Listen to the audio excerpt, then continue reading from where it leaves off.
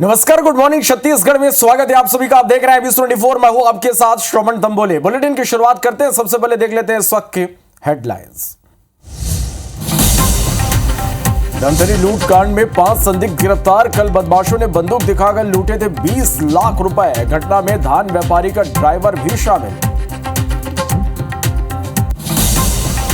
रायपुर में रेलवे प्रशासन ने रोका चर्च का अवैध निर्माण। दस्तावेज नहीं दिखा पाने पर एक्शन। कार्रवाई को प्रभावित करने फैलाई गई तोड़फोड़ की अफवाह।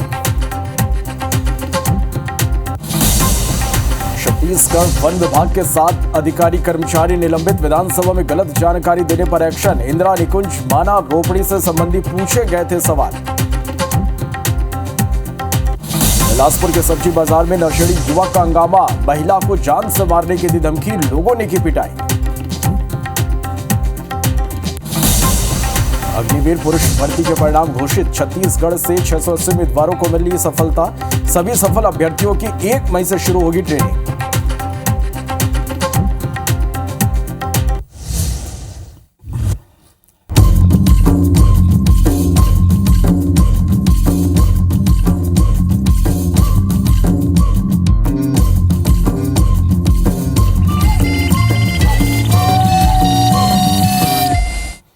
बुलेटिन की शुरुआत करेंगे एक बड़ी खबर के साथ। धमतरी से बड़ी खबर है, जहां धान व्यापारी से लूट के मामले में पुलिस ने 5 संदिग्ध को गिरफ्तार किया है।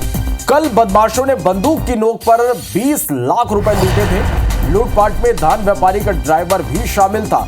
धमतरी और रायपुर पुलिस ने संयुक्त कार्रवाई की है और इसका एक सीसीटीवी तस्वीरें भी निकलकर सामने है, जो इस वक्त आप देख पा रहे हैं। धमतरी से यह बड़ी खबर है। धान व्यापारी से लूट का यह पूरा मामला है और इस मामले में पुलिस ने 5 संदिग्धों को गिरफ्तार किया है। कल बदमाशों ने बंदूक की नोक पर 20 लाख रुपए लूटे थे और लूटपाट में धान व्यापारी का ड्राइवर भी शामिल था और इसके बाद धमतरी और रायपुर पुलिस ने यह संयुक्त कार्रवाई की। 5 संदिग्धों को पुलिस ने इस मामले में पकड़ा है। तो यह बड़ी खबर आप तक पहुंचा रहे हैं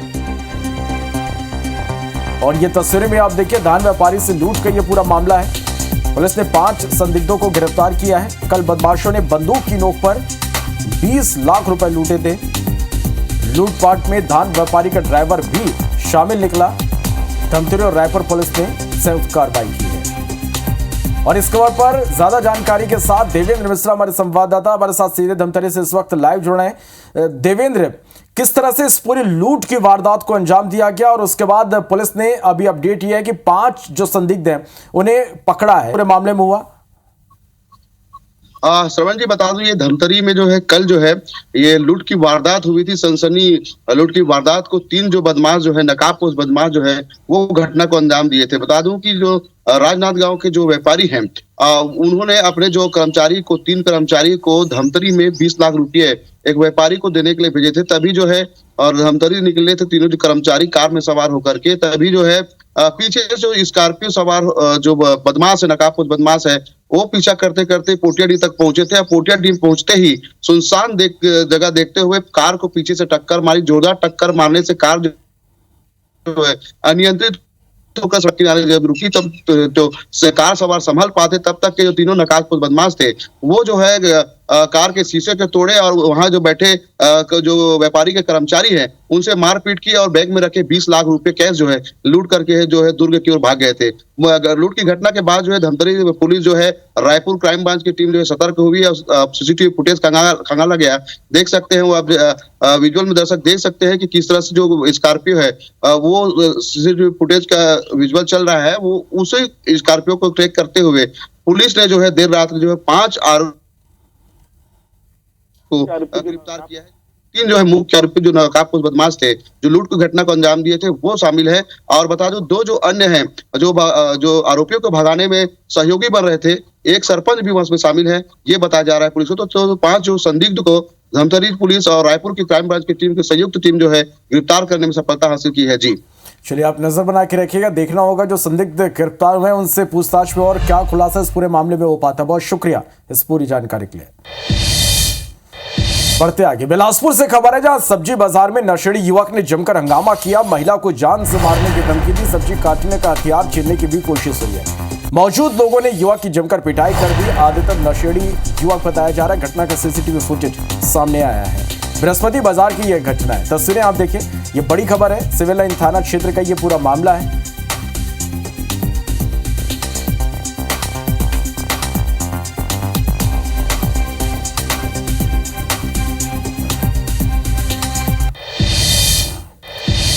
रायपुर से खबर, जहां अवैध रूप से बन रहे चर्च का निर्माण रोका गया है। रेलवे की जमीन पर अवैध रूप से चर्च का निर्माण किया जा रहा था। रेलवे प्रशासन ने अवैध रूप से बन रहे चर्च का निर्माण रोका।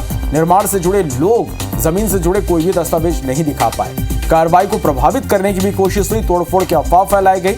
रेलवे प्रशासन ने अफवाह का खंडन किया है। तो ये बड़ी खबर है रायपुर से, जहां अवैध रूप से बन रहे चर्च का निर्माण रोका गया। रेलवे की जमीन पर अवैध निर्माण हो रहा था। अवैध रूप से बन रहे चर्च का निर्माण यहां पर किया जा रहा था। रेलवे प्रशासन ने अवैध रूप से बन रहे चर्च का निर्माण रोका और जमीन से जुड़े दस्तावेज नहीं दिखा पाए। कार्रवाई को प्रभावित करने के लिए तोड़फोड़ की अफवाह भी फैला दी गई।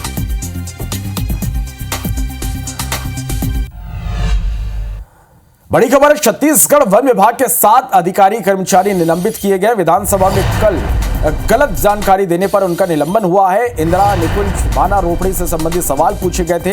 रायपुर डीएफओ लोकनाथ पटेल का निलंबन हुआ है। संयुक्त वन मंडल अधिकारी विश्वनाथ मुखर्जी को भी निलंबित किया गया है। माना के नर्सरी प्रभारी तेजा साहू का भी निलंबन हुआ। कैंपा प्रभारी अविनाश बालदे का निलंबन हुआ है। वह शाखा प्रभारी प्रदीप तिवारी का भी निलंबन हुआ है। परिक्षेत्र अधिकारी सतीश मिश्रा को भी निलंबित किया गया। सहायक ग्रेड 3 के कर्मचारी अजीत जटसेना को भी निलंबित किया गया।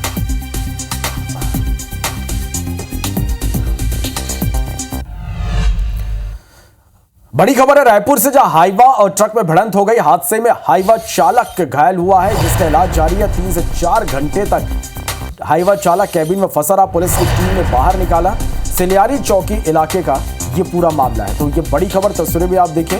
राजधानी रायपुर से ये खबर, जहां हाईवा और ट्रक में भिड़ंत हो गई। हादसे में हाईवा चालक घायल हुआ है, जिसका इलाज जारी है। 3 से 4 घंटे तक हाईवा चालक कैबिन में फंसा रहा। पुलिस की टीम ने बाहर निकाला है। सिलियारी चौकी इलाके का ये पूरा मामला है।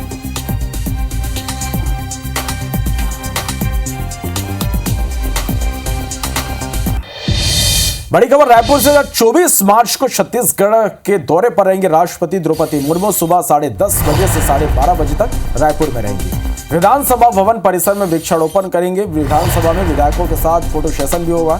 राष्ट्रपति विधानसभा में विशेष संबोधन भी देंगे। तो ये बड़ी खबर आप तक पहुंचा रहे हैं। 24 मार्च यानी कल राष्ट्रपति द्रौपदी मुर्मू छत्तीसगढ़ के दौरे पर रहेंगे। सुबह 10:30 बजे से 12:30 बजे तक रायपुर में रहेंगे। विधानसभा भवन परिसर में वृक्षारोपण करेंगे। विधानसभा में विधायकों के साथ फोटो सेशन भी होगा। इसके साथ ही विशेष संबोधन भी होगा।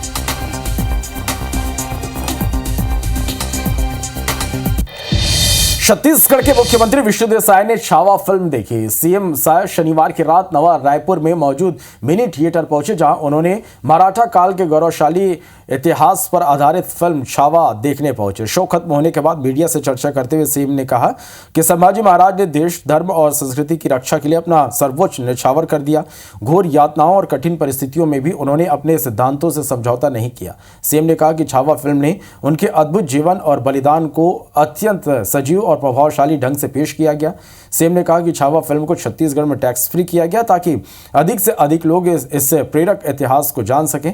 इस दौरान सीएम साय के साथ वन मंत्री केदार कश्यप, विधायक अनु शर्मा, संपत अग्रवाल भी मौजूद थे। संभाजी महाराज जो शिवाजी के सुपुत्र थे, उन्होंने किस बहादुरी के साथ देश के लिए लड़ा, अपनी जान दी और धर्म के लिए झुके नहीं। उन्होंने इस्लाम धर्म कबूल नहीं किया। इस पर ये पूरा फिल्म है, एक सीख हम लोगों को मिलती है। बड़ी खबर रायपुर से, जहां आईएएम में विधायकों के ट्रेनिंग शिविर का आज दूसरा दिन है। विकसित छत्तीसगढ़ 2047 और एआई पर यह सत्र होगा। जनप्रतिनिधियों के कर्तव्य और जिम्मेदारी पर सत्र है। 4 सत्र को विषय विशेषज्ञ संबोधित करेंगे। नया रायपुर स्थित आईएएम में प्रशिक्षण शिविर होगा और आज इसका दूसरा दिन है।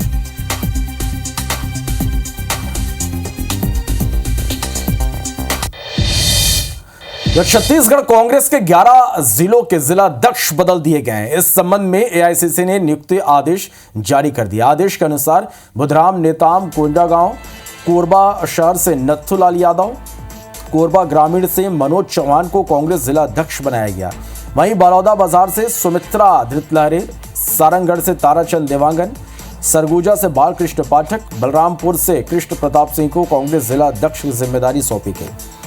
इसी तरह बेमेतरा से आशीष साबड़ा, बालोद से चंद्रेश हिरवानी, दुर्ग से राकेश ठाकुर और नारायणपुर से भिसेन लाख को जिला अध्यक्ष बनाया गया है। कांग्रेस में हुए इस बदलाव को लेकर कांग्रेस संचार प्रमुख सुशील आनंद शुक्ला ने कहा कि कुछ और जिला अध्यक्षों की सूची आनी है। नई टीम से कांग्रेस और मजबूत होगी। वहीं भाजपा प्रदेश प्रभारी नितिन नवीन ने कहा कि कांग्रेस अपनी पार्टी को ठीक कर ले। अध्यक्ष महामंत्री की नियुक्ति वे क्या करेंगे, उनके पास चुनाव लड़ने के लिए कार्यकर्ता नहीं है।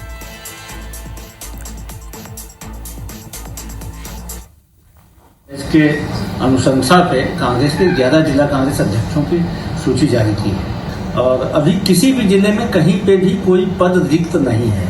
ये अलग विषय है कि कहीं कहीं पे कुछ लोग लंबे समय से काम कर रहे हैं तो बदलाव किया जाना है, लेकिन प्रदेश के सभी जिला कांग्रेस में अध्यक्षों की नियुक्ति हो चुकी है, लोग काम कर रहे हैं। मेरा मानना है कि कांग्रेस अपने पहले पार्टी को ठीक करे। उनके तो क्या प्रदेश अध्यक्ष और महामंत्री और अध्यक्ष क्या बनाएंगे, नीचे में तो चुनाव लड़ने के लिए कार्यकर्ता नहीं है। रायपुर एयरपोर्ट पर कार्गो सेवा का फिर से आगाज होने जा रहा है। इस सेवा का आम लोगों के साथ प्रदेश के व्यापारियों को भी लाभ मिलेगा। व्यापार के लिए इसे एक अहम कदम माना जा रहा है। इस रिपोर्ट को आप देखिए।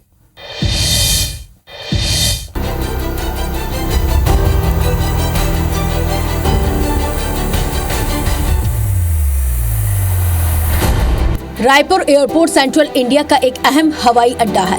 पहले की अपेक्षा यहाँ पर दूसरे शहरों से कनेक्टिविटी बेहतर हुई है, लेकिन यहाँ पर कार्गो सेवा बंद थी, जो एक बार फिर से यहाँ 1 अप्रैल से शुरू होने जा रही है। दरअसल छत्तीसगढ़ के लोगों की कार्गो सर्विस सुविधा शुरू करने की लंबे वक्त से मांग थी, जिसे बीजेपी सांसद बृजमोहन अग्रवाल ने न सिर्फ समझा बल्कि इसे शुरू करने के लिए केंद्रीय उड्डयन मंत्री के साथ मुख्यमंत्री साय को भी लेटर लिखा और उनकी पहल अब रंग लाने जा रही है। एयरपोर्ट की पुरानी बिल्डिंग को कार्गो टर्मिनल के रूप में डेवलप किया गया है और अब वहां पर सेटअप तैयार होने के साथ बुकिंग करने की कवायद भी शुरू हो गई है। यहाँ से बहुत अच्छा पोटेंशियल है, क्योंकि यहाँ से जो हमारी हार्टिकल्चर की उपज हैं वो पूरे देश भर में जाती हैं और कार्गो हब बन जाएगा तो हमारे किसानों का उसको अच्छा मूल्य मिलेगा। रायपुर एयरपोर्ट पर पहले फ्लाइट्स में कार्गो सर्विस के जरिए रोजाना 18,000 किलो से ज्यादा के सामान का परिवहन होता था। महीने में औसतन 500 से 600 मीट्रिक टन सामान की आवाजाही होती थी। यहाँ से देश भर में हार्टिकल्चर फसल का भी परिवहन होता है। अब कार्गो सर्विस के शुरू होने से ये फसलें बेहद कम समय में अपने गंतव्य तक पहुँच जाएंगी, जिसे लेकर किसानों के साथ लोगों में भी नया उत्साह देखा जा रहा है। Star Jain, IBC 24, Raipur.